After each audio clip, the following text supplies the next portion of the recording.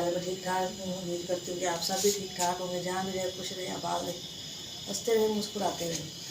ये हमारी आज के सुबह आज के ब्लॉग करते हैं आज। ये तो बहन भाई हमारे साथ साथ जो भी घर का काम होगा रूटीन होगा सब बहन भाई से शेयर करेंगे। और मैं लगी रोटी बनाना, मेरी सुबह का नाश्ता माशाल्लाह पेड़ भी कर देना। और सुबह सुबह ना अज होगी लैट बंद, गर्मी आ गई, हूँ लैट आने ने हमें तंग करना। सुबह बंद करते दोपहर को कभी 2 बजे कभी 3 बजे इस तरह लैट भेजती है।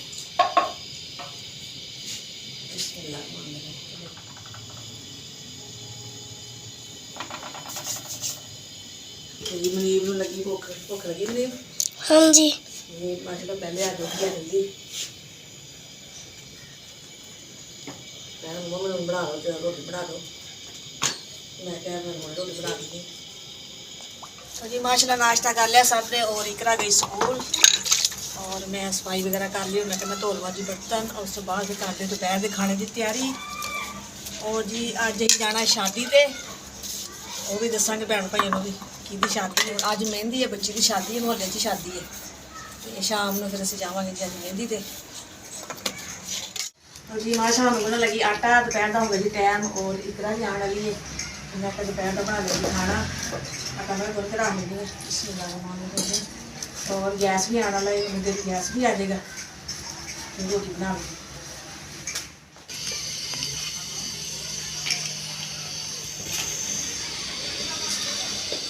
माशाल्लाह बना लगी रोटी, मैं क्या पहले कर लूँगा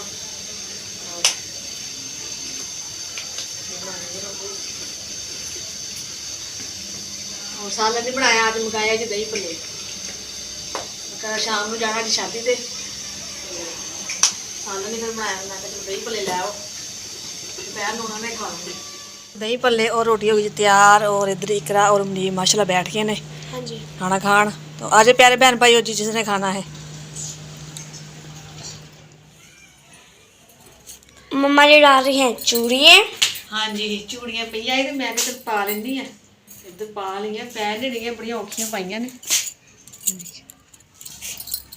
पिछली ईद दियां पईयां होईयां ने, भी किते जाना होवे ना फिर मैं पा लेंदी हुंदी आ, फिर आ गया तो फिर ला के रख लेनी आ, चलो फिर किते जाना पवे कोई फंक्शन बंदा फिर पा लेंदा है।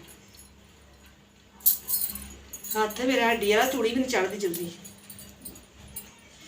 बहुत ही मुश्किल पैंदी है।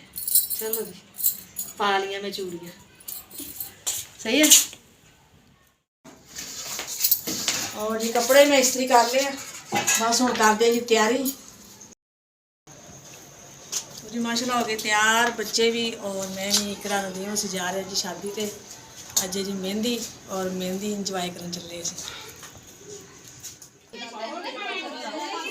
सही है माशाल्लाह जी, आ गए से मेहंदी वाले घर, शादी वाले घर। और मोमबत्तियाँ जलाइए नहीं अजे? हाँ जी।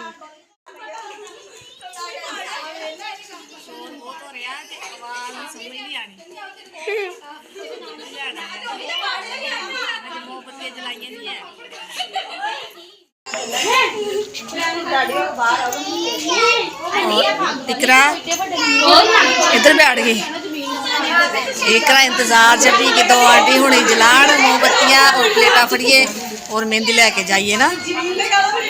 चलो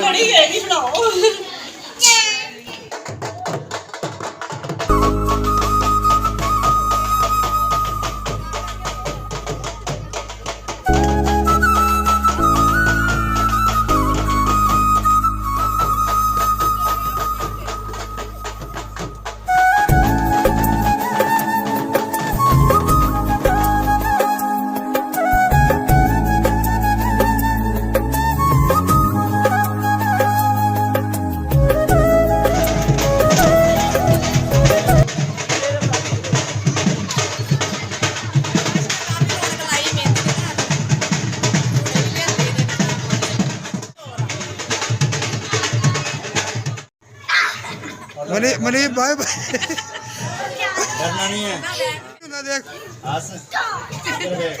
बस इन्नी गल सी।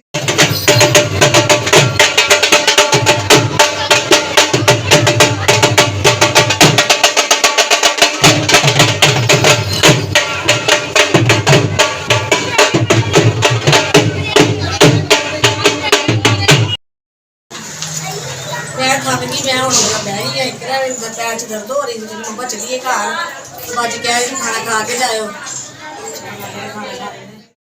तो जी माशाल्लाह खाना आ गया है और बच्चे गए ने बाहर मैं तो लगी जे खान